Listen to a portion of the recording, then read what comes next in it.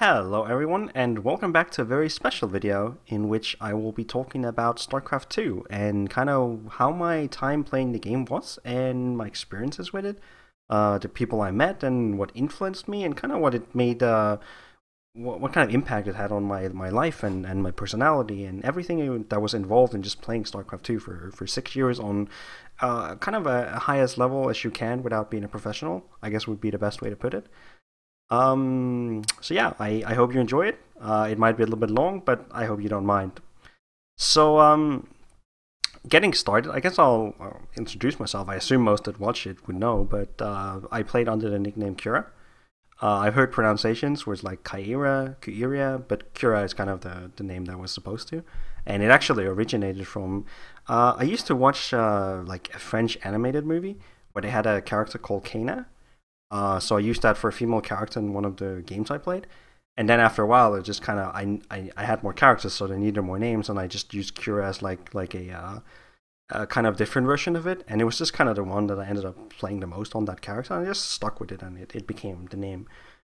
Incidentally, I think it's also the name of a football player or a soccer player, I guess. Which was kind of sad when people were like, "Oh, do you like this team?" And it's like, "Sorry, dude, no, I play games. I don't know what you're talking about." So I started playing StarCraft 2 right when the beta for Wings of Liberty came out, like the very first expansion of StarCraft 2. I didn't actually get in immediately, and I really wanted to get in because I came from the background of playing Warcraft 3. I used to play Warcraft 3 with my ex from back then, and we played it a lot. But we always played on the American server for some reason. But we played it a lot. And I'd gotten kind of bored of the game, and I was looking for something new that I would probably try and challenge myself with a little bit more. That wasn't just playing for fun. I was looking for something that I could, become really good at. So the beta opened, and I tried really hard to get in, as hard as you can try, and it didn't work. But then eventually, I got it, and it was such a big shift from playing Warcraft 3. I thought a lot of skills would transfer over. You had macro in Warcraft 3, but you definitely had the micro aspect. But StarCraft 2 was such a different type of game. There were some strategy elements, but StarCraft 2 is way more about get as many resources as you can, build as large an army as possible, and then everything is much faster than Warcraft 3. So, as much as I thought I would have an advantage going in, I really didn't. There was always discussion, did the Brood War people have more experience or more advantages coming in? And to some extent, but I don't really think so either unless you were a very good player. So at the start of StarCraft 2, everyone was just learning. And I must have been 21 at the time, maybe 22. So for the most part, I had played games for a long time. So I wasn't completely new to just the whole RTS thing. But it was interesting to start because people did not really know what to do at all in terms of strategy in the game. So for everyone, it was just kind of like a little sandbox where everyone experimented with like, how the fuck are we going to play this game? No one had figured out like the proper worker saturation and expansions timing, how much production you could support. Everything like that was just kind of foreign concepts. You just kind of made your buildings, you made some units, and then you kind of went to war. So I always played Terran. I played Terran in StarCraft 1, which I didn't play a lot. I just played it for fun, but I really liked the siege tank. So when StarCraft 2 came out, I was like, well, that's what I'm doing. I want to play with siege tanks. And for the first, I guess all the way up until, at first we only had Diamond League. We had nothing above Diamond, so Diamond was the highest one. And I got there pretty quickly, simply just by making what everyone kind of figured out was very good. And you would make Marines, Marauders, Medevacs, and then you would micro the crap out of them and just kind of attack everywhere. And people back then would just play like only Colossus with a little bit of Stalker or only Stalkers without, like people did not use sentries for Protoss at all. Zerg was kind of weird. There was a lot of mutiling, nothing else really. So you could get a really long way just playing Bio with good, or, good multitasking or micro, whatever you want to call it back then. But I never really became quite good because I just kind of knew how to micro medevacs on 2 fronts or 3 fronts, and I just keep making them. And if it didn't work, we would just do like these massive doom drops and big flanks on the middle of maps where people would not turtle up properly and just poke and retreat. They would just attack you in the middle of the map, walk across the map with a giant army, and you could kind of surround them from all angles and kill them. I mean, it was still a new game. So I I did that for a while, and then they opened Masters, and it took me a little while to actually get in because what I realized is like, well, Diamond was pretty large back then, so Masters was a little bit of a smaller percentage of the player base, and people were just better. You need a little bit of like kind of tactical understanding. So that's probably the first time when I started looking at proper builds more than just kind of build what you feel like. And I mean, when you play as a player, you definitely figure out kind of your own type of build. But it was the first time I looked, I was like, huh, we could probably optimize a little bit here and a little bit here, and it was never advanced, but it was definitely something that was more than just low level. Um, and then once I kind of got the hang of the builds, I made it into Masters. I was super happy making Masters, like yeah. Uh, and I just kind of grinded it out. So eventually they released Grandmasters in Wings of Liberty, and I really wanted to get in. And I played for a long time, but I never really made it. There was a time in my life where I definitely had a lot of time to play, so I played a lot. But I didn't. I played a lot, but I didn't practice a lot. And that's probably where the first big divergence in understanding came from me. Um, I would always just ladder. I would never play customs, and I would look at builds, but I would just kind of still do the same Marine Marauder. We drop everywhere, hope someone dies. Like it was never countering unit compositions. A little bit, you would do the mild, oh yes, Colossus, I made Vikings kind of thing. But it was way more just like raw micro and tactics that would win. So what really changed it for me was after a while, it's like, wow, I can't make Grandmaster. This is super annoying, and we're talking like multiple seasons. Um, so I decided I'm gonna find someone to practice with because I keep hitting random people, and I was getting to the point where it's hard to practice one build, and I really wanted to practice multiple because I couldn't practice multiple builds. Or I couldn't practice one build. I would always play multiple opponents, so it was always different maps, different opponents, different matchups. So I played one game after I kind of thought, I'm gonna find someone to practice with, and I played a guy called Nano, and I think I lost that game, although narrowly. And after that, I was like, "Do you want to play again?" And it was kind of funny. He ended up becoming one of my best friends ever. But initially, we still had the same kind of mentality. It's like, I don't really like to lose at all. So I think, interestingly enough, had I won that game and asked him, he might have said no, given his personality, which I thought was funny in hindsight. But from there, we kind of just played a lot. And we would play 8 hours, 10 hours a day. And it was definitely a time where the goal was to get better. And we joined this. It wasn't a team. I'd like to think of teams as being the ones that have like sponsors and organizers, and you play Clan Wars.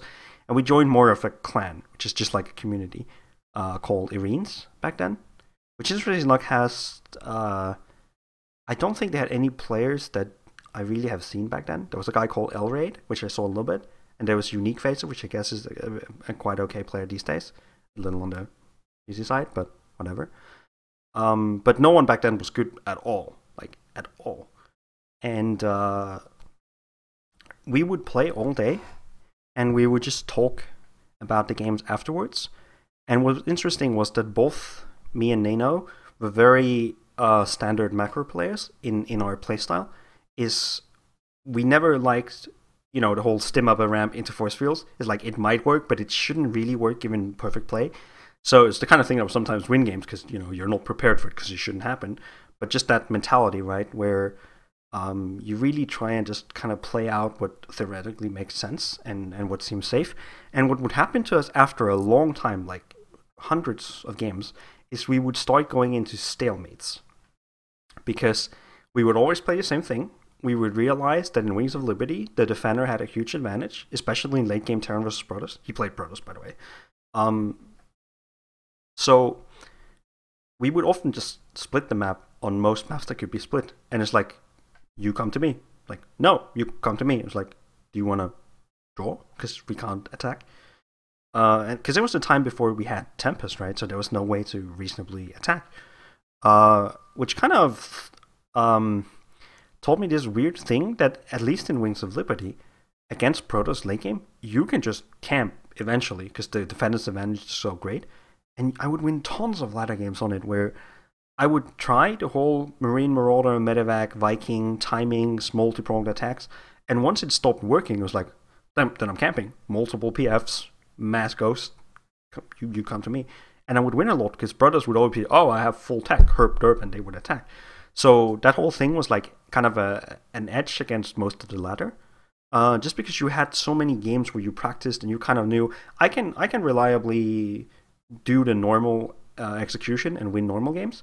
But then you eventually get to a point where, hey, I don't think I can win anymore with timing, so I'm going to just play defensive and maybe win from there, which worked quite well. So it was an interesting thing where it taught you that, if you play standard and you drag out the game really long, you know how to win the really long games. But it also taught you is when you play so many games, the player that wins the most is the player that has the most sound fundamentals, that has builds that are flexible, but not necessarily diverse, and builds that are kind of able to branch out and counter different things that are relatively normal from the other player. So what that means is that if you're the player that's like, well, I'm going to build my barracks next to his base. Next game, I'm going to build my factory next to his base. Next time, I'm going to build a factory and a starport. And then, there's all variation. Do you go medevacs with tanks? Do you go banshees? Do you go, I guess in modern examples, do you go liberators? Do you go proxy cyclones? Do you go proxy mines? Everything like that, where it is nice for tournament play to have this broad diversity of really random stuff. But once you play the same player a lot and you just, their style and they know your style, what really wins is just fundamentals and having really core standard builds that have small deviations that you can choose from, but they're always kind of standard, right? So the more we played, you could kind of pick up gimmicky wins, but you can never win half the games if you didn't really develop your fundamentals, and it really forced you into that whole wow, I need to know how to play a standard macro game. Now, it's important to note that definitely there's people that play different, and you have to know how to play against their wacky styles and think on your feet and stuff like that, and that's part of the practice. But for the most part, I would kind of say that's it's not necessarily secondary, but it's a smaller portion. If this is the whole spectrum, standard play is this much of the spectrum, and then the wacky stuff is the last bit, right? But I thought it was kind of a fun experience to find someone to play with, and also what we realized is when you play, let's say 30 games a day, because the games were long back then. You play 30 games a day, you go 15-15, and both players are unhappy because you're really competitive players and you're sore losers. So no one is happy going 15, losing 15 times, even though they win 15 times. The ups from 15 wins is not the same as the down from 15 losses. So what it really forced me to do was to become better at losing, just understanding, I lost. But you can't get upset because you're playing with a guy you're playing with a lot, and if you just go you got lucky, fuck you, right? No one wants to play with you in the long term. So it really taught me to try and handle losses, try and stay calm, and also kind of try and how to handle losing to friends. Because what happened was I played my very first online tournament with money involved. Or it wasn't the first tournament I played with money, but it's the first one where I was good enough to actually be a contender. So I signed up, Nano signed up as well, and we both made it to the finals from different sides of the brackets. It was the first time we really played for winning money. And it was only one of the €5 or $5 online ones, but it was a big deal, right? Because we were still bad players, really bad players, getting to the point hey, I can earn money from this. I really want to earn money from this. Yeah. So we would play, and we ended up going 1-1. And in the third game, he did something he never did. He never did it, which was just one base, warp prisms, and 4 gateways. And he would just sneak the warp prism into my back of the base, because I did not expect him to do it at all. And it was never something, I knew he had never practiced it, so I knew, if he was going to do it, it was going to be something he just kind of winged. So I didn't really think he would do it, because it's not the style of play he was at all, which made it obviously a great choice for tournament finals. That was fine. And I didn't see it. He got to unload 1 million units on my base, and I instantly died. And after that, I was so angry. It was not so much losing the final or losing a game or losing the money. It was losing to someone that I played with a lot, and that I considered on very equal playing field. So I lost on an incredibly even skill level, and that felt really bad. And I just wanted to go scream in a pillow. And it was like he purposely didn't message me right after, which I think was great. And it happened in reverse later, where I would beat him. And kind of what we learned was like, when you beat your friends in these scenarios, just kind of don't talk to them. They'll talk to you when they're ready, but it's fine. And they don't hate you, but they hate losing. People hate losing. So just chill. And that's kind of a thing that I think has developed over time in StarCraft 2, where people have just kind of accepted this as the norm. When you win, the most mannered thing you can do is not say anything, right? Because nothing is worse than when you lose a game and you're really upset and someone's like, oh, good game, you played great. It's like, no, I lost. I made mistakes. I don't feel good. Like, leave me alone, right? So I think that was early on that I kind of got that experience, and I think it was helpful later on, where you just, for the most part, try and behave. Sometimes you don't. Sometimes you're an NA on Smurfs and you're an asshole. But in general, like you really would try and just stay calm and, you know, not talk to people, especially people that you knew well when you played them in tournaments. But it was kind of like interesting because, yeah, soon after that I did actually win money, and it was the first big kind of milestone for me in StarCraft, where the thought was, wow, I'm good enough to earn money from it. What I didn't realize back then is like to actually live off StarCraft and actually earn money, you need to be way better. But that wasn't really the point, right? It was picking something hard and improving at it until you were good enough to, you know, win a prize from it. So I'm just gonna drink water because I'm talking a lot and it will be a long video. When we went into the late end of Wings of Liberty, Nano kind of started not playing as much, just due to real life obligations. But I kind of kept grinding, and what I really ran into was the thing that was the first big encounter with super hard racial imbalance. Because early on, I didn't really get racial imbalance. I just played. Sometimes things felt unfair, but I was not good enough to really like decide whether or not it was actually like an imbalance in the game or just me being bad. But the first one towards the end of Wings of Liberty was the infestor-brood era, which for anyone that didn't play back then and have ever thought that things were unfair, infestor-brood is by far the most unfair thing we've ever had in StarCraft 2. Like, it's incredibly broken, to the point where Zerg armies would not just be like, you know, Ling, Muta, Baneling, or even Roaches back then, or even like Broodlords with Corruptors or Queens or anything. It would just be like 20 Infestors, 30 Infestors, 40 Infestors, and nothing else, because they were so good, they would counter everything Terran had. Even to some extent Protoss, except for the Mothership with Orc and Toilets. But it was so ridiculous, and it was probably like the most frustrating period to play, because you felt like you were doing well, and then you would just run into this Zerg of, like, this wall of Zerg, where people would stay on, there's a map called like Entombed Valley or something. We had like 3 bases on the high ground with 2 ramps leading up. And I played a guy in a tournament who would have like 40 spines on 3 bases, and he would just camp Infestor-Brood. And didn't matter, I had half the map with a gigantic army and a gigantic economy, because you couldn't kill these armies. They got there and they always won. So from a mindset perspective, this was really like the most scarring era, where it's really hard to motivate yourself to play, and it was hard to understand that, you know, you're still supposed to try and win games against this.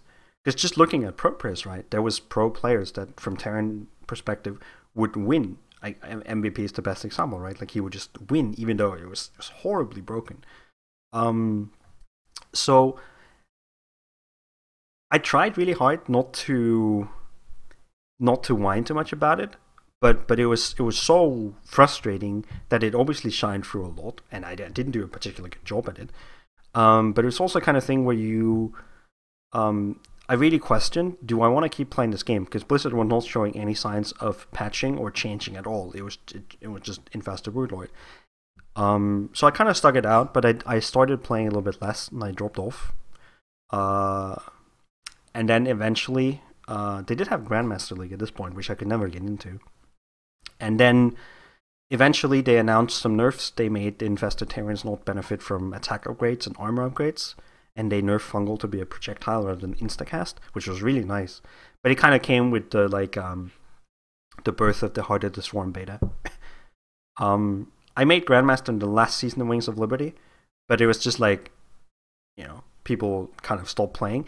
It was still like reasonably hard, but I finished super low in GM and I got in kind of late. So I had always for so long kind of worked hard to get try and get Grandmaster. It was this big thing in my head. I'd watched the tempo music videos when I'm Grandmaster a million times. I was like, I really want to do this.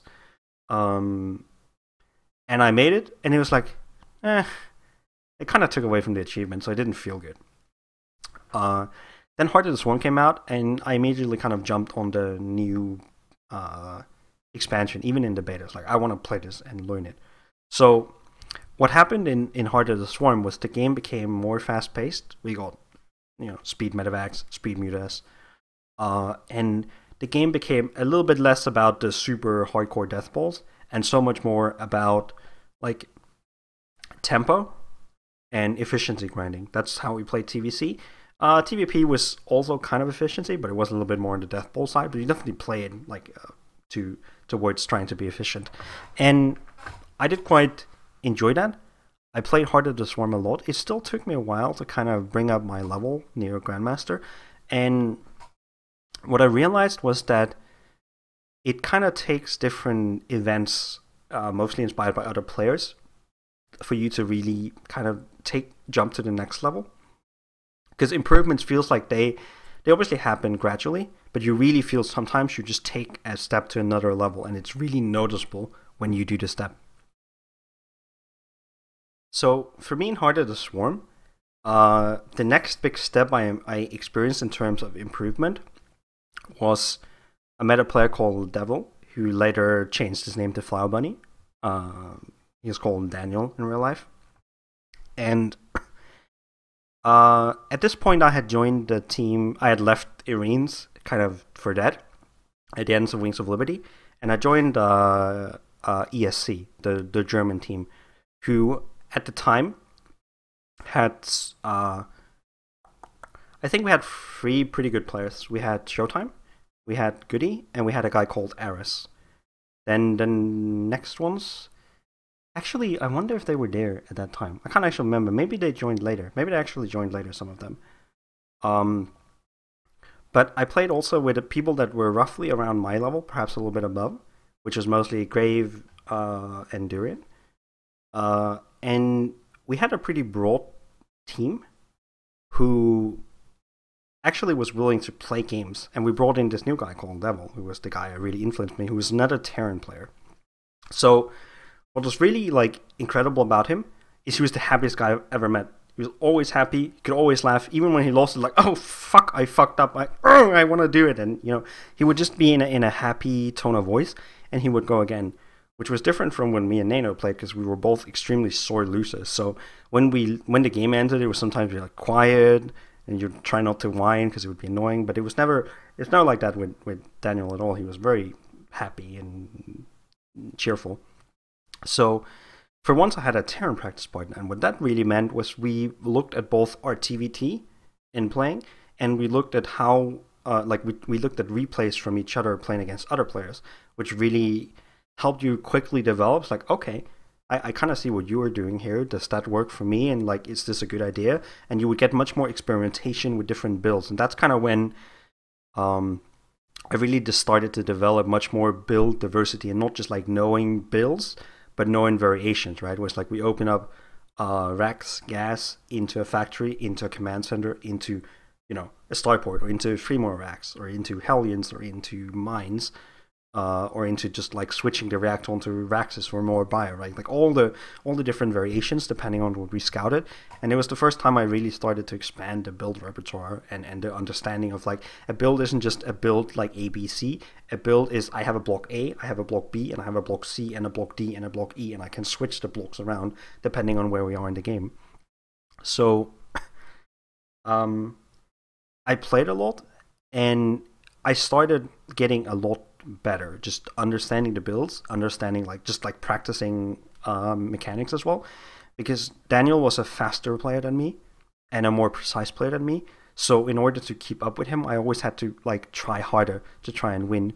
Because I think overall, if we look back at all the games we played lifetime, in tournament games, I think we're close to 50-50. In practice games, I think he's like 70-30 or maybe like 65-35, but he was like an overwhelming favorite when we played because he had stronger fundamentals than me.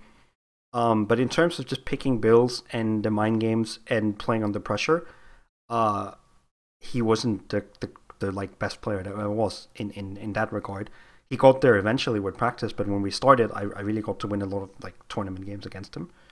But it was obviously frustrating, right? Because he was better, and I could feel it when we played. So I would sometimes struggle really hard with, do I play gimmicky to try and win this game, or do we just practice fundamentals and get crushed? And I changed a little bit between the two, but obviously what you want to do is you just want to try and improve and get better. And the way that I played back then was I was mostly defensive macro with a touch of greediness, where I tried to go, faster free command centers in TVT and just kind of sit back, more tanks, not be aggressive out on the map. Where he was way more the like, not hyper aggressive, but reasonably aggressive, take map control, kind of how we play modern Terran now against Protoss in Legacy of the Void. Where it's not this defensive, free barracks, get multiple tanks and full walls and mines and turrets. It's more like 2 base, bio, out of the map pressure, take a third behind it. That's kind of how we played. And what made him an area, at least he was very much better than me in, was that he was a tactical mastermind, in the sense that I've often talked about this afterwards, because this was really something I learned. In TVT especially, if you are good at using your army, you can win way more games than if you're good at macroing. Because even with a smaller army, position matters so much, and just like the whole factor of the base trade thing and getting on top of the production, he would always teach me that tactics is an important thing about winning games when you are good enough to have basic macro, right? It does not replace basic macro, which is kind of what early on in my career, right, I talked about, I would do a lot of like micro and tactics, but I wouldn't really macro and know builds. Now I got to the point where I really knew builds, but I kind of slacked on learning the tactics. And that's when it kind of struck me. It's like, people can be good players in different areas. You can have your strengths and weaknesses depending on what kind of person you are mentally and physically. And I found out the niche I really wanted to be was I wanted to be a roughly average, maybe slightly below average mechanical player, but a really strong strategical and tactical player. That was the niche I wanted to occupy and the strengths I had. So I really adopted a lot of the tactics, which later on in my time playing really influenced how I would win, especially against Terran. Like, I played so many Terran versus Terrans with Daniel that my Terran versus Terran was always strong throughout the time. And it was always very tactical, very counterattack based, very base trade based, just because tactics matter so much in that regard. So, after a while, we ended up, we played with a guy called Lirin and Aras, which were 2 Zergs on the team. And that's when we really developed the whole bio-mine against Mutaling, Baneling, super grindfest. Both of them were much better mechanically than us. So we would ask them to play all the time, and we would grind games into them where we would just like attack. And we wouldn't win. But then slowly optimizing builds, we would win sometimes. And we started winning more. And it got to a point where it's like, yeah, we can definitely win games now. We have the we learned the sharpness of how you need to do builds and just kind of really, really attack properly and hit your timings properly. Like, the difference between hitting now and hitting in 20 seconds was massive in TVC, especially in Heart of the Swarm. So we really got the sense of like, wow, we really need to hit our timing sharp and practice that. So I thought that was helpful just in going forward. Because then it always told me, like, when I looked at builds and like attacks, I was like, does this work? Maybe. It didn't work this game. What if we do it better and hit 10 seconds earlier? Or hit with 2 more units? And then you would really try and push it. It's like, because timing really does matter when it comes to these kind of things.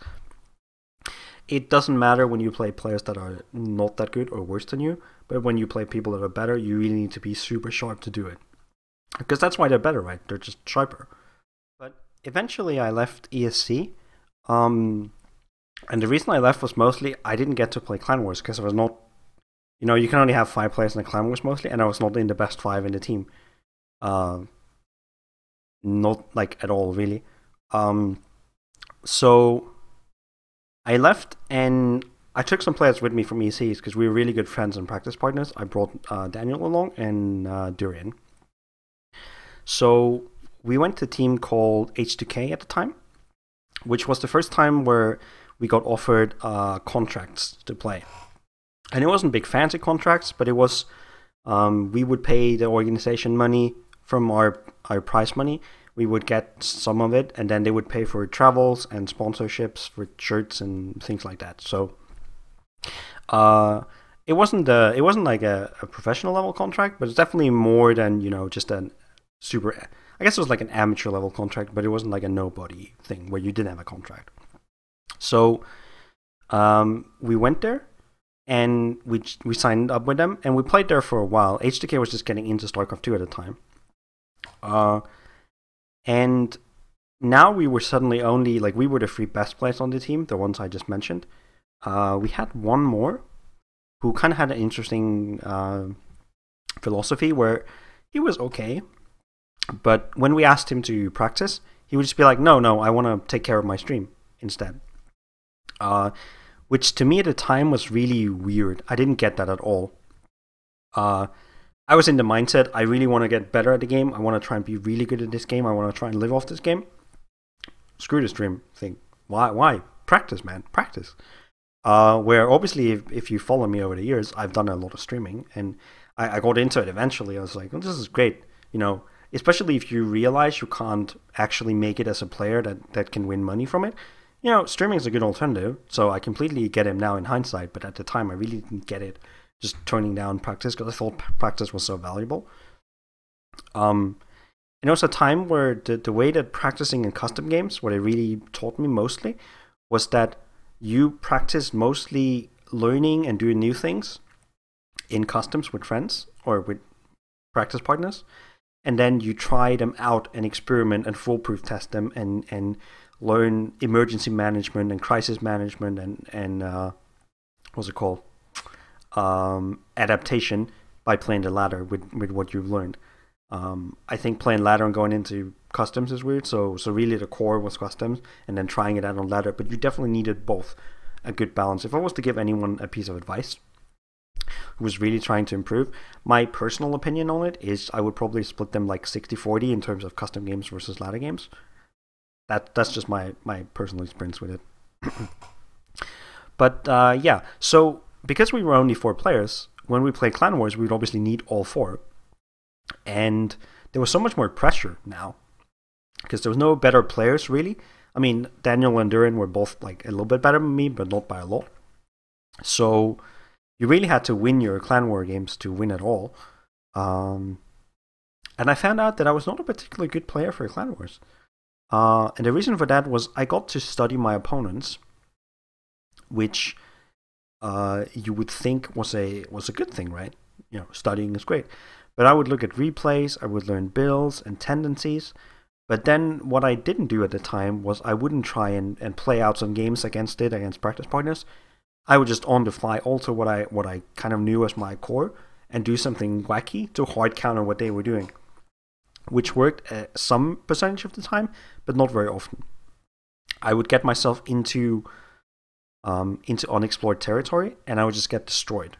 So I actually lost a surprising amount of Clan War games against players that were good, because I would just deviate too much, and I didn't realize at the time. I was like, wow, I keep practicing. It must be like choking under pressure.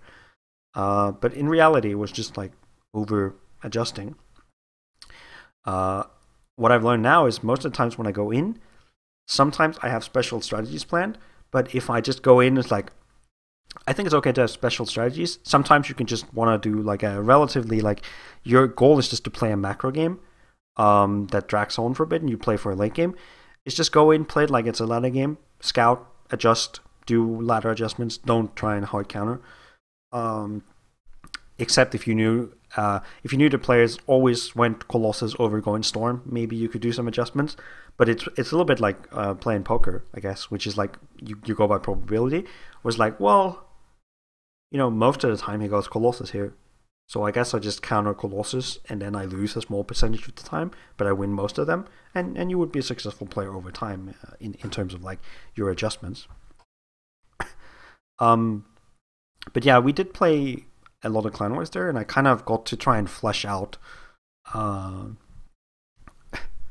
like my approach to playing known players instead of ladder.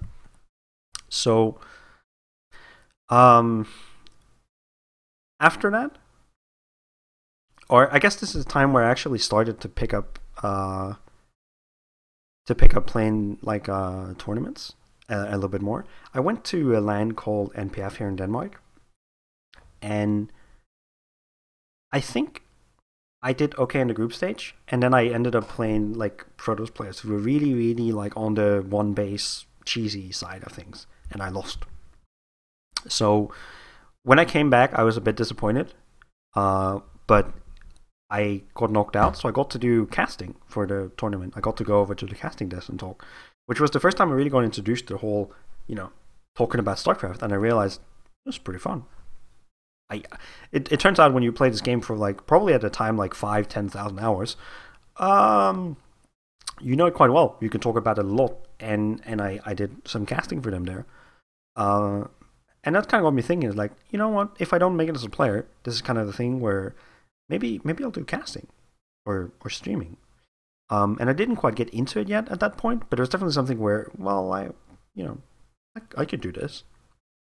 So the tournament was a disappointment. I figured out that fucking hate staying at tournaments where this was more like it was a big LAN, and it was less of a organized tournament for StarCraft 2. So we would just sleep on mattresses in a giant gym instead of sleeping in a hotel or something, and that was terrible. I felt so shit, and I was definitely not in peak condition at all.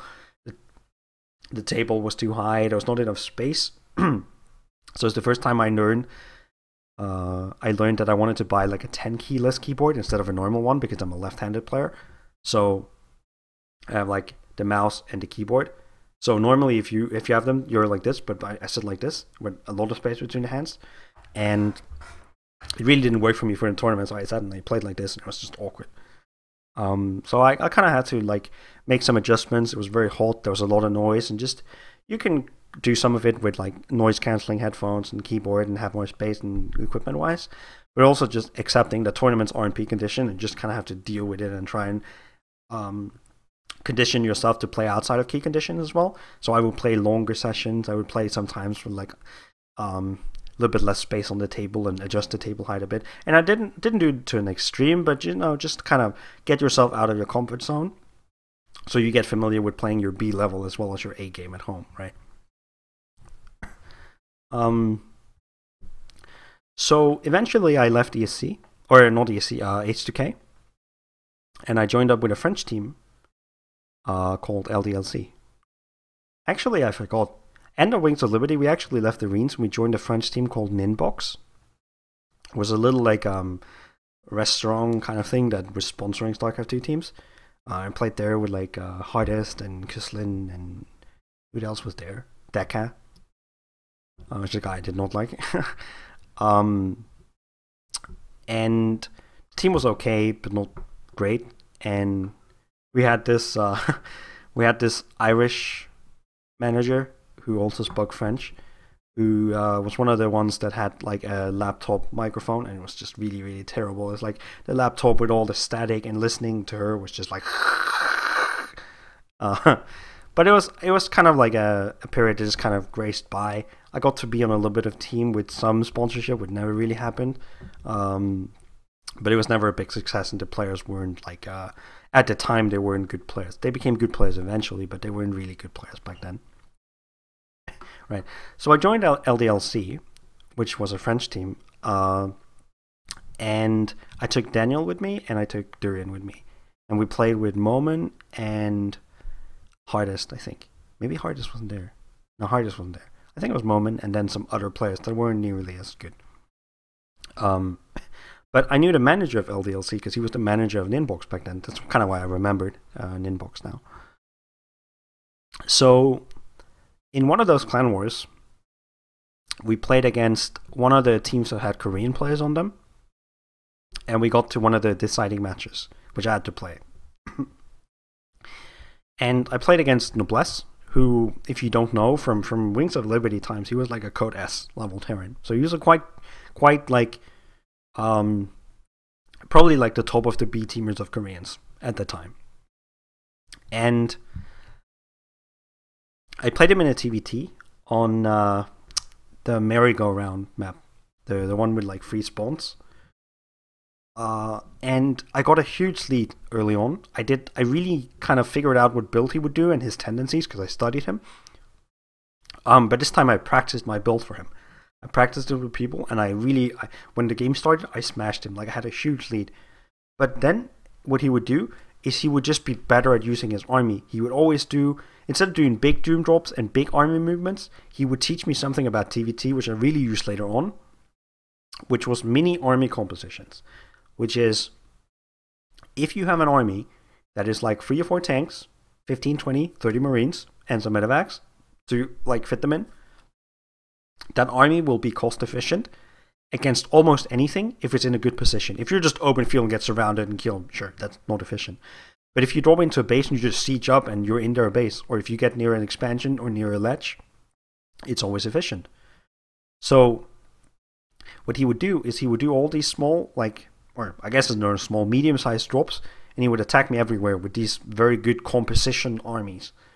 And I lost. And I was really, really upset because we lost the clan war. It was like the deciding match.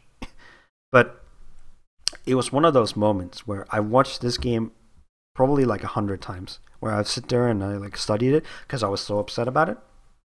And I really figured out, aha, I see what he's doing. I see why he's so much better. And it's not just that he does it faster or that he macros better. I mean, he obviously does, but not to any insane extent. But what really made the difference was he knew something about the game, and he played the game differently than me on a completely different level. And it was very specifically like using your army. Split the army up in correct sizes and attack here and here and here, and know how to attack it and how to manipulate position and attention. And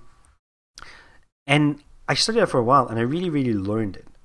And I took a lot of time learning and practicing it, and it improved my TVT tremendously. It became my best matchup by far.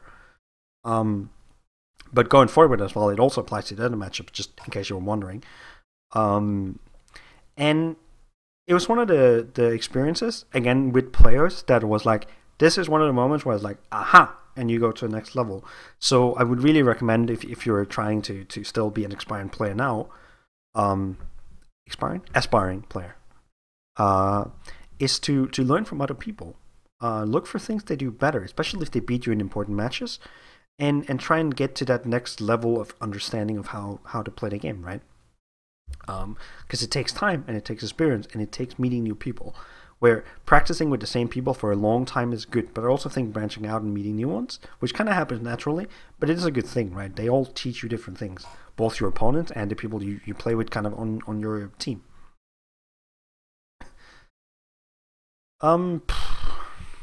So after that, I got to a point in Heart of the Swarm where I think I was at the best I was relative to the rest of the Starcraft 2 community ever.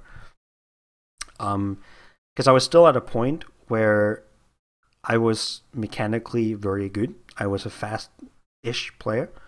And I really had a good sense of like the builds and the strategies. And I did make it into Grandmaster. And the first time I made it like in the middle of a season, just honestly, I was all the like jump up off the chair, scream, go buy as many chips and sodas as I possibly could to celebrate. I would listen to the When I'm Grandmaster song, as I said earlier, just endlessly. I would screenshot it, post it on my social media. I would tell all my friends, and it was a great moment, right? Because like I finally did it.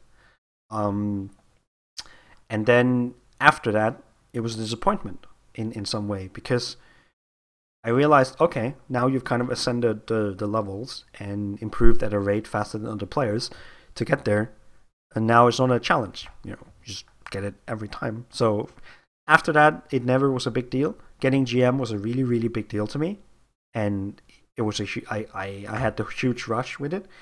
And after that, it just didn't really matter. To me these days it doesn't matter anymore, right? Because it's just kind of where you are. If you've always been diamond, right, being diamond isn't that cool, because you could be better, because after GM comes the semi-pros and then the pros, and that's kind of what you're looking at, and you're not looking at GM. GM's just kind of GM, whatever, right? Like, I think it's always fine to really value the next step in the ladder, to fight for it, to enjoy it, and to understand once you get there, there's always something in the next level that you want, and you kind of put your aspirations towards that and your expectations towards that. Because an important lesson is there's a big difference between GMs in terms of ranking, in terms of abilities, in terms of skill. Generally, if you're below 100, I mean, you are a GM, but there's still, you're kind of the unpolished players where you're better than the rest, but there's still a lot of things you can improve. Roughly speaking, like 100 to 50 is kind of when people start really rounding out their game, and they're approaching the levels like, well, maybe we're getting to the point where we can think about trying to be professional players, right? Where we are good enough and we have a sound enough understanding that we can try and put in all the practice it takes to become a pro. That's kind of the threshold. And then in the top 50 is kind of not exactly all the pro players, but they are the people that are capable of doing it. And, they really refined it, and they show some kind of strength in an area that's greater than the average player, right? Like, you have better micro, better macro, better decision making. You don't necessarily have all of them, but you at least have some qualities that are better than the average once you get there. So just for anyone wondering, it's like, oh, I played a GM. I don't want to burst anyone's bubble, but there's a big difference between playing the low end and the higher end. Just think the kind of like stages of evolution the players are at. So it was at this time that I played way more online tournaments, and I won a decent amount of small ones, just the like $5 weekly things. Because I was at a point where I was better than most players that would attend them, because the players that were better just didn't bother, right?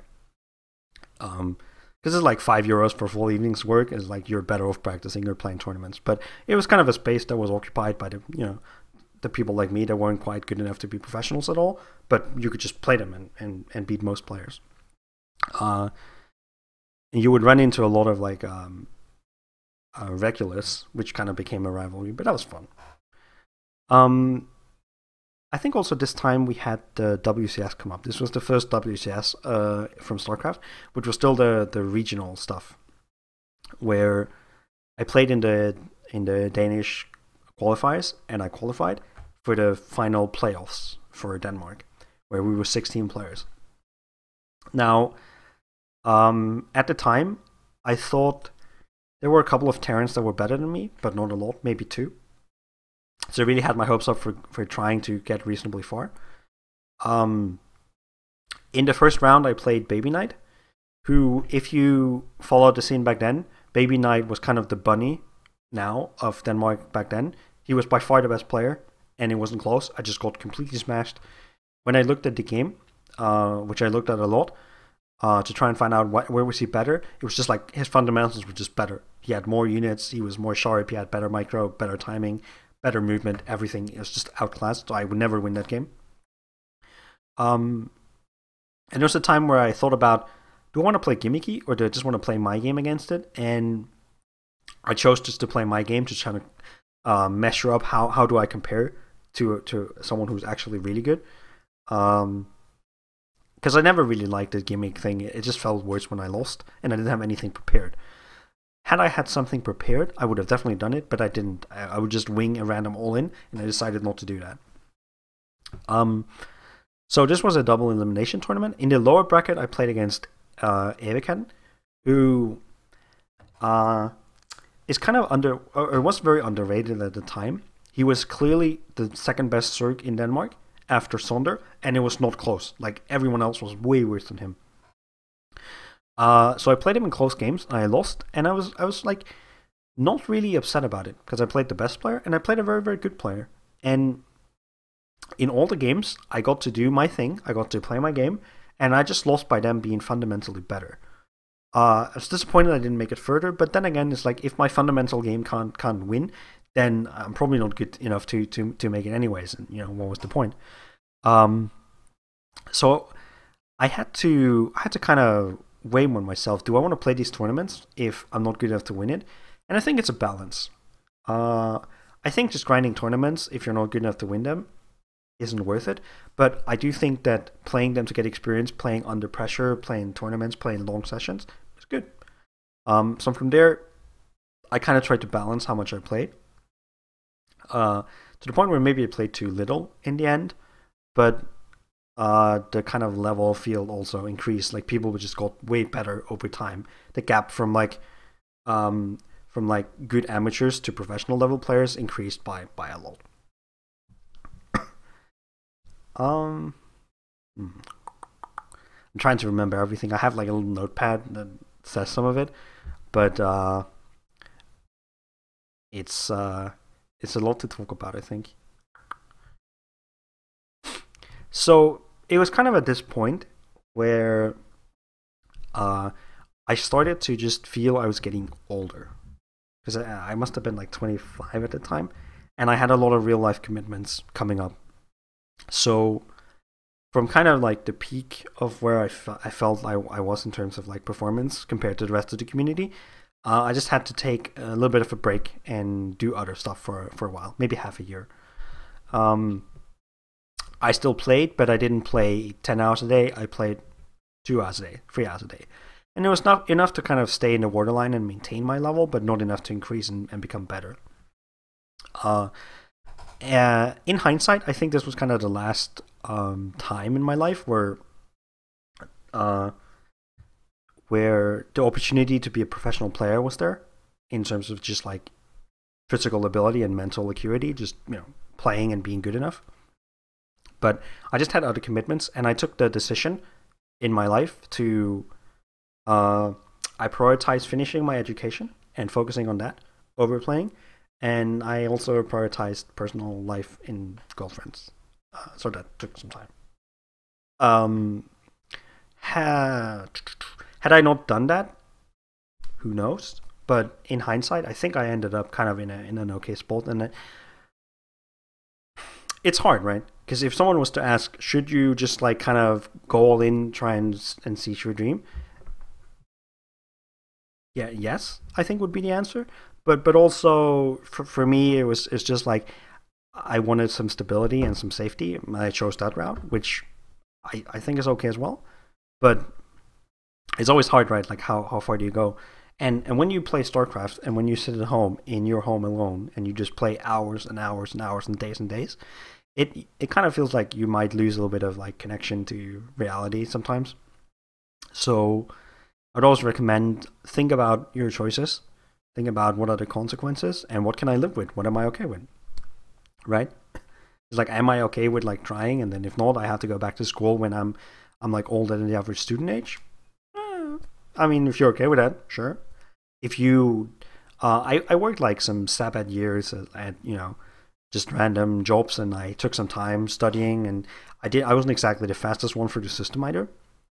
So if you were young and you just had time, I mean, sure, play games in that time instead. Try. But it was always like trying to figure out what are you okay with. And, I mean, I think there's many roads to being happy in esports. You don't have to be a professional player to be happy in esports, as I found out later. Because once I came back, my level had dropped, and I got to a point where I actually decided I'm gonna stream. I'm gonna try and at least earn some income from it, just from uh, being a personality or being a streamer, and I put my effort into that. So I really started streaming a lot, just getting into talking, getting used to being on camera, which was kind of weird. Uh, I used to mutter a lot, which I think I'm trying to improve at least, and I've always been working on that. Uh, Enunciating better, having better microphones as well. This one is crap. I'm getting a new one for Christmas. But just making the stream fun to watch, talking about the game, and I realized one of my strengths as a person was just I like playing and just talking about the game, talking about the thought process, the decisions, the musings, which not everyone does. Which kind of inspired me to end up where we are today, just talking about games, talking about the thought process in them. Um,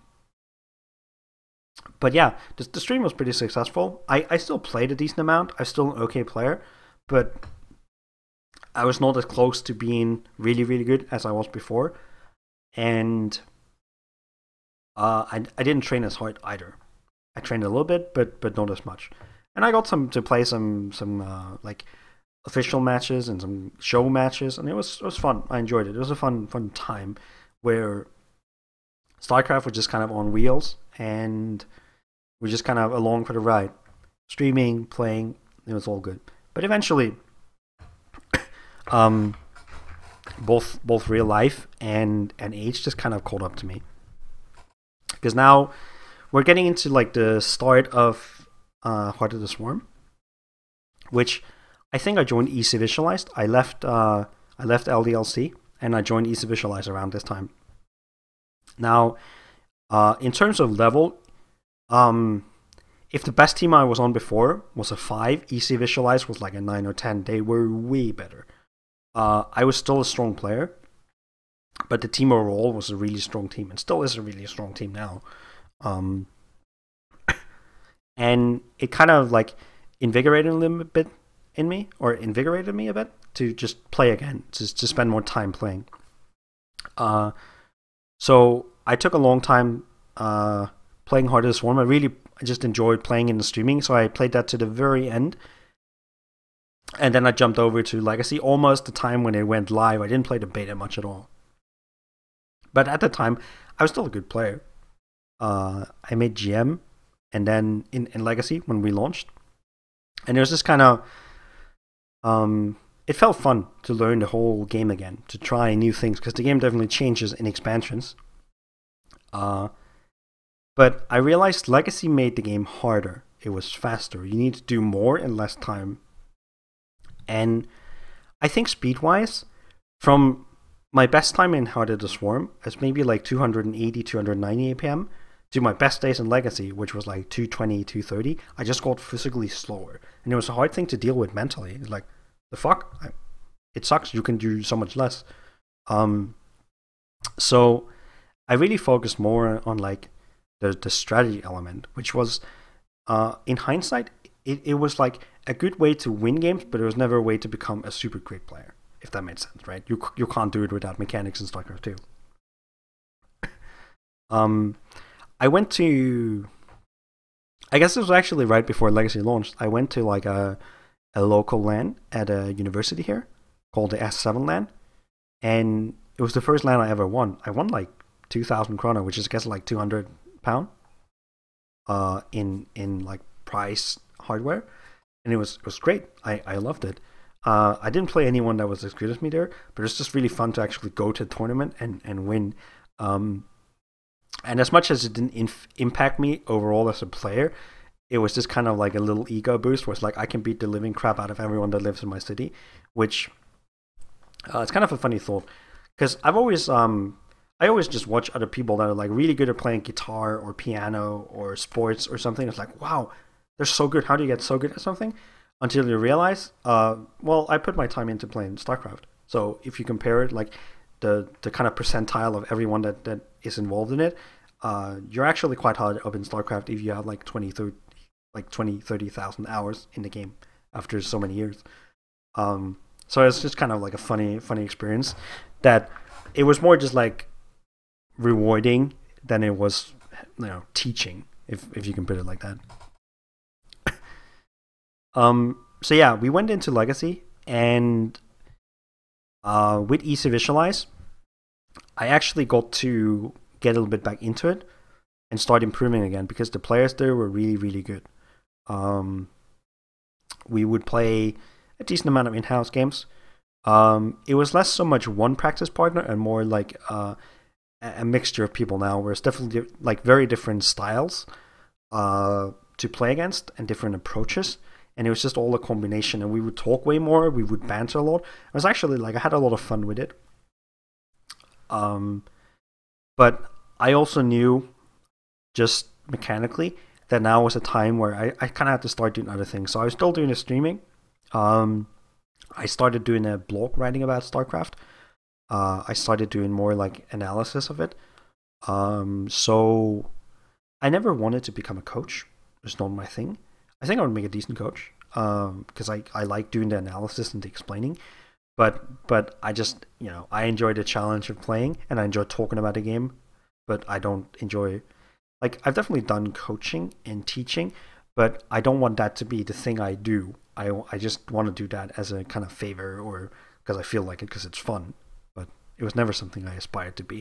So it was never really on the table in terms of like what I wanted to like do to kind of stay involved.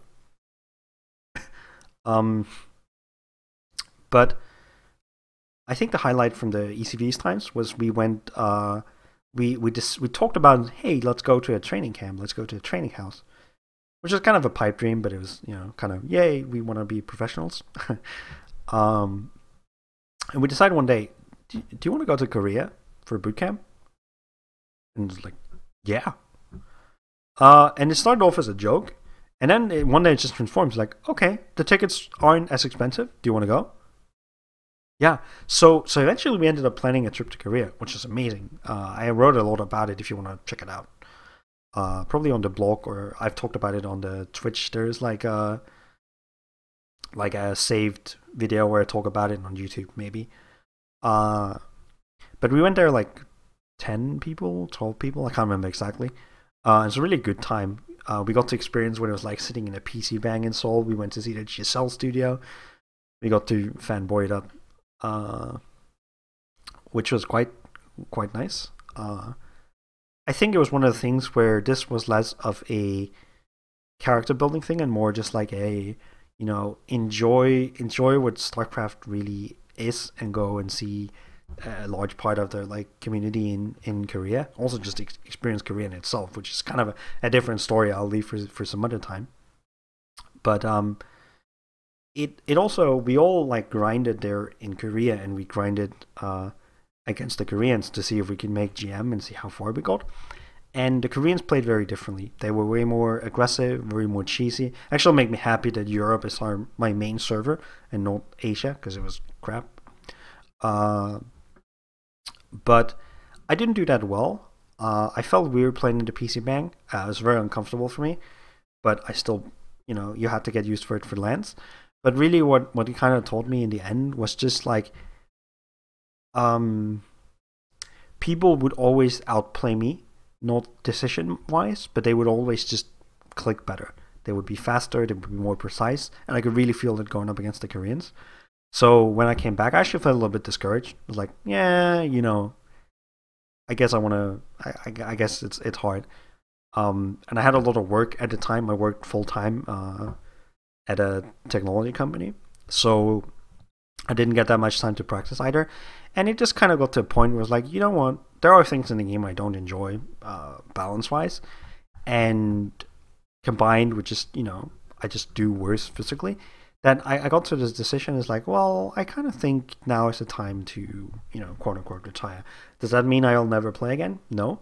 Does it mean I'll never talk about it? Well, obviously no, right? We're doing it right now. But it does mean that kind of the time to just practice to become a professional player was kind of over.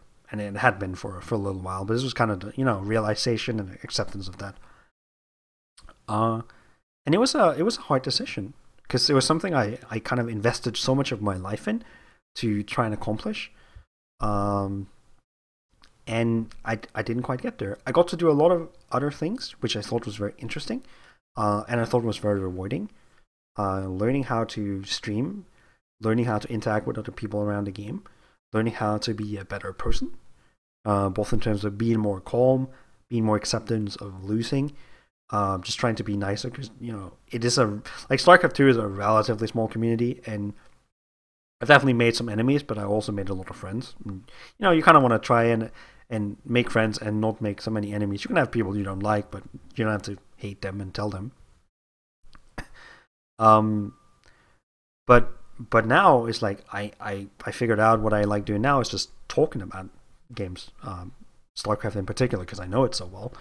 And I thought that was okay. If I had to kind of give a status quo at the end of everything, did you regret it? Definitely no. Did you enjoy it? Yeah. And would you kind of do it again and make the same choices? I think so. I like where I'm at, right?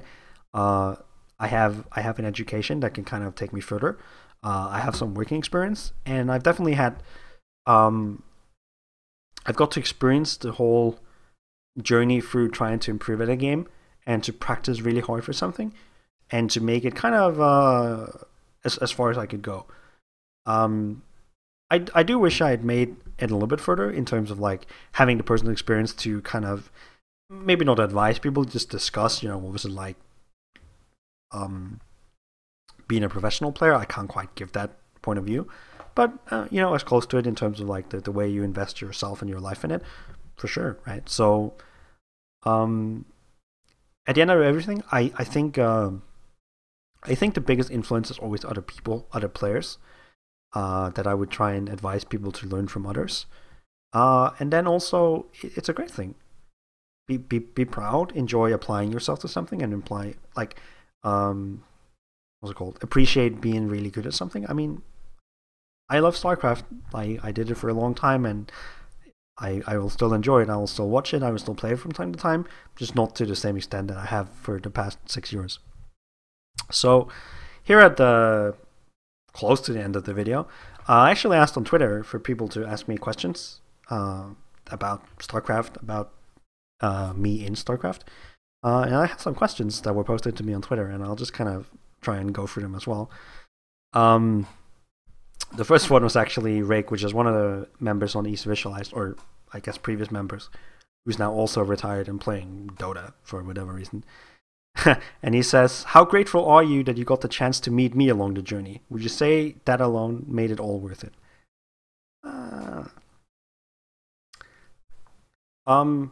Yes. Definitely, yes. No, but I thought meeting everyone from Easy Visualize, Ray included, was really great. They were very good players, they were very fun players, and they were definitely like a family that played the game. So thank you to everyone that's there. I like playing with you guys, I like talking with you guys, and we'll still do it. I've had to mention one thing that probably made the entire StarCraft 2 thing worth it was the character development for myself, teaching myself to be more calm, especially when losing, and just how to deal with it, and how to kind of communicate with other people, especially when you're upset, and to stay calm and just keep the flow going. I think that was kind of the most important lesson that I learned from it. Nick, Mr. Man of One Way, asks, can you describe the impact Tempest have had on your mental health? Well, we even have an icon in the Twitch chat, which is like a Cura Tempest, which is the Tempest, because I fucking despise them. But to put it into a broader perspective, I think imbalanced units can definitely make the game less fun. Infestors were the best example. To get around them as a player, I think if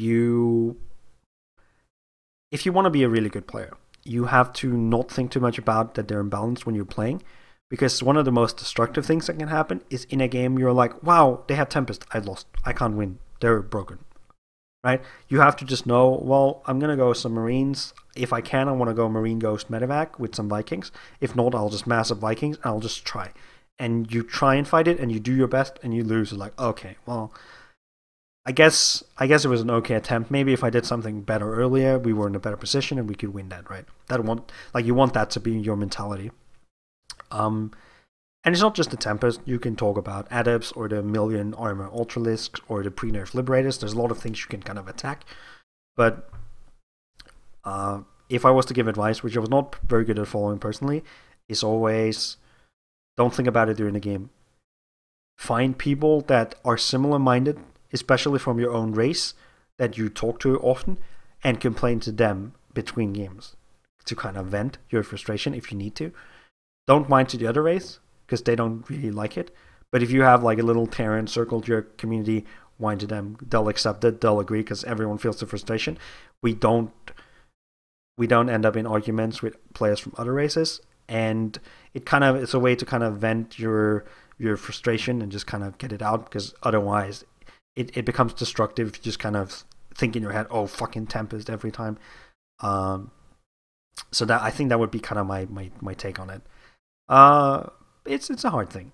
I didn't enjoy it, but you know, try and make the best of it. Try not to make the mistakes I did on that part, I guess. Descripton asks, when was the first time you thought about StarCraft 2 Future? I'm wondering if you mean StarCraft 2 as a game's future or my future in StarCraft 2. So I'll just answer both because I don't know which one you mean. I think StarCraft 2, let's answer the easy one first. I think StarCraft 2 as a game will stay there for a long time as a niche. The big flaw it has is it's a hardcore single player game, in the sense that you can't play it with friends. You don't play StarCraft 2 with friends. You play StarCraft 2 with StarCraft 2 friends, but you don't play it with your friends, right? You can play League of Legends with your friends, you can play Dota with your friends, you can play Counter-Strike with your friends, but you can't play StarCraft with your friends because the skill gap is so immense and you just need, like, you're not on the same team, you're not playing as 5, it's not as like herp derp.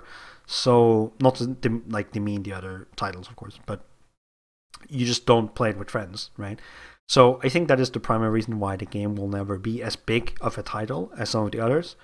But I do think it's around because it occupies a very special like space in the gaming industry that no other game can really challenge. There's no other game except for Brood War that can really challenge StarCraft 2, and StarCraft as a franchise will just kind of stay there for a long time. So, I think it's a good game to invest yourself in if you are really good, but it has to be because you really enjoy StarCraft 2 specifically, and if you wanted to be a professional player, if you wanted to be a professional gamer, you would probably play one of the other titles because the odds of success and the like size of the success is just larger in the other titles. That's just a fact. The first time I thought about my StarCraft 2 future was actually probably around the time when I found my first practice partner, when I found Nano back in the day. Because that was the first time when the goal stopped being playing for fun, just stop playing because it's fun. It was like, I want to try and improve. I want to try and be better. And it wasn't just like, you know, try and be better because it's fun to play. This was like trying to be better to, you know, have this be something you just do in your life. So I think it was back then. I probably wasn't more. It's funny because there's 2 parts. That was when I wanted, like, let's go pro. But other than that, it was when I realized I wasn't good enough to go pro. Just I couldn't do it.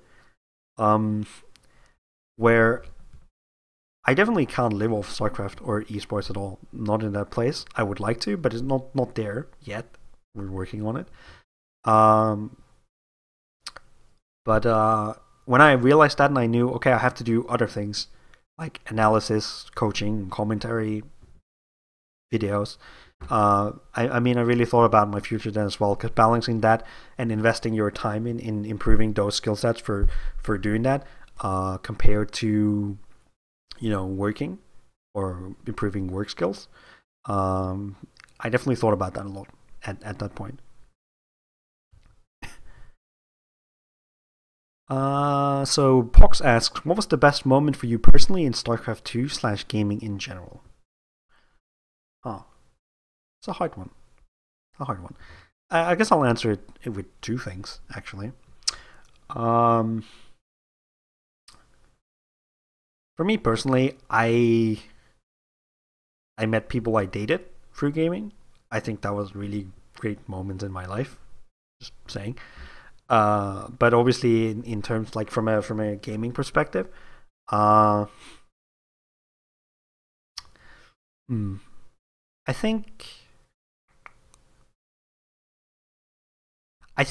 at some point you come to the realization, holy crap, I'm good at this game. There's always people better. There's always like a gigantic ladder you're climbing. But at some point, you stop being like, okay, I'm decent, I'm okay, but you're just like, I'm really good at this game. I think that was one of the best moments. The first time I really had to like, holy crap. Like I can teach others that aren't just novices. I can teach players that are around the same level, or at least like discuss and coach. And I can play it well enough that people will contact you. It's like, hey, do you want to play a match, right? Which Yeah, if they could choose, they would get higher or better players. But you are at a level that is worth like them getting you, even at like a less of exposure thing. I think that was the best moment. I really did enjoy going to Korea with Easy Visualize, which is like obviously gaming related, but it was great. I loved the crap out of it. So Memo Paul asks, I'd like to know what the reason is that you're not playing StarCraft 2 anymore, and which direction patch 8.3 has sent StarCraft 2 in. It's very specific. Patch 3.8 is the one that we just have now. I think it's a good patch. It kind of addresses some of the things that are... The way that Legacy of the Void works is that it's a game of hard counters. Really, really hard counters, right? Because if someone has Ultralisks and you don't have Ghosts or Liberators, you are dead. You are done. There's no way you win. Even when they have them, it's not guaranteed you'll do anything, but if you don't have counters, you are dead. So I think patch 3.8 really kind of tones down a lot of the really strong units, which I think is great. It might turn it back a little bit more towards the grinding style of HOTS. That would be my hope, but I think it's a good patch overall. I think it's a really good patch. Promoting mech is a little sad, because mech is just camping and boring. I think Buyer is just more fun and better. But that is what it is. I think overall the patch is great. Why don't I play more? Well, StarCraft 2 is a game that you play... Like, if you're good at StarCraft 2, you will play it as much as you can to be as good as you can. Because playing games when you're out of form feels bad. Because you make mistakes, you don't micro as well, you slip macro, and it just feels awkward and bad. Even if you win, it doesn't feel satisfying. So, at least to me, and I think to most people, it's a game you only really play when you feel on top of your game. So, since I don't have the time, and I actually have had some shoulder pains and finger pains to just stop me from playing as well. So, the combination of that. And I guess I did really not enjoy the pre-patch times. I just got fed up. It's kind of the reason I don't play as much anymore. Okay, so the last question is Andra, ECV's Insane, asks, describe everyone you know on our team with one sentence. Okay, I need to pull up a list of people, because I obviously do not remember. In one word, that's hard. See, I don't want to offend anyone, so if anyone is watching this from ECV, this is just for fun. So don't take offense. It's more jokes than anything. Let's see. Descripton. I think fanboy. Not because he's like overly fanboyish, but just like the first encounter I had with him was like as a viewer, and then later I ended up joining a team with him and interacting with him, but I really only knew him as a fan initially, so that's just my perception of him. Next one is Insane himself. Insane is hard because he's a really, really strong player, like incredibly strong player. But I think it's like he's like a meme god. I know that's kind of two words, but we were in Korea, and instead of like most of the times we see him practice, you would not see him practice. You would just see him on 9gag and 4chan and just looking for memes, and you post them all the time. I think that would be my description. Casper Pox is the next one. It's funny because we had like someone made fun of him the other day where they called him gimmicky. So that'll be my word, gimmicky, because he really is not gimmicky at all. He's a very standard, solid, strong player that never experimented much with gimmicks. So I feel like having him being called gimmicky is just funny. It's hard. I'm sitting here. I'm looking through like the Skype group to remember everyone. And yeah, if you don't know ECV, then I'm sorry. I just think this is funny, so I'll be part of the video. Nicholas, which is Rain. I would describe him with the word sigh, because that's just how he plays. He's a good player, but he's like his motto is literally like Dark Templars and Pylons. Like playing him is just frustrating. He just has this sick, like really abusive style. Edwin Arpus would be Terrancraft as his one word. because he was the manager for our academy, and when we had the first kind of like iteration of the academy, for some reason we just had all Terrans, and Terrans, it was before they nerfed the adepts, so Terrans were in a pretty bad spot, and the entire academy was just Terrans, and he recruited all of them because that's just, you know, the players he could get, and it was fine. Like I did not like fault him, but it was funny. Then we have Nomade, who was one of the people that went with us to Khyira, who kind of quit the game for a while, but I think maybe now he's back. I don't know. I would probably describe him as hardworking, because he was definitely, when we went to Khyira, he was not the best player by any stretch of the imagination in the group that went, but he played a lot. He practiced really hard, both before and after, and had a very clear goal for himself. He was just very hardworking, I think would be a good way to describe it. Next is Jesse Crowbar, which I think if I had to describe a word for him is like AFK, because he just kind of comes and goes. He's sometimes there. He's a great guy. He's a good player, but he's not always there. He takes hiatuses of a couple of months sometimes. I think he's more stable in Here and Now, but we did have a time where he was just like, I'll play this clan war, and then it's like a month later, I'll play this one. Like, okay, well, welcome back. It was fine. We had a big issue with finding Zergs for a while, but I mean, we always had him, but he was not always there. I guess I also know Man of One Way, Nick. If I had to describe him one word, it would be like concerned dog, because I just associate him so much. He's part of like the giant like Terran Twitch, you know, roaming group of viewers, and he's all part of the whole, like, he doesn't do it very much, but it's just, you know, a lot of the concerned dogs and Cura Tempest and stuff like that. I've seen a lot of emotes. They taught me how to use Twitch emotes. Then we have Rodsin, who can really only be described as Godson. Like, that's just his nickname. Godcyn. Because he's a good player, and he just kills it in Clan Wars. He wins so much. It's ridiculous. He's really good at just busting out his ridiculous, like, I have 2 gas and a million adepts and a warp prism. And it's not that he's inherently cheesy or anything. He's just really good at winning Clan War games. Like, I would always put him out as a strong player in Clan Wars to win games. So, in the future, if you're a team looking for a player, pick him up if he's not on the team. So, we're getting near the end. Solier? To me, he's just like Spanish, because it's hard to interact with him. He's a good player. He's nice, but he doesn't speak much English, so Spanish would be my description. And then Mr. Stian Scythe. It's hard because he keeps saying he's bad at TVT and bad at macro, and you watch him play and he just does just fine.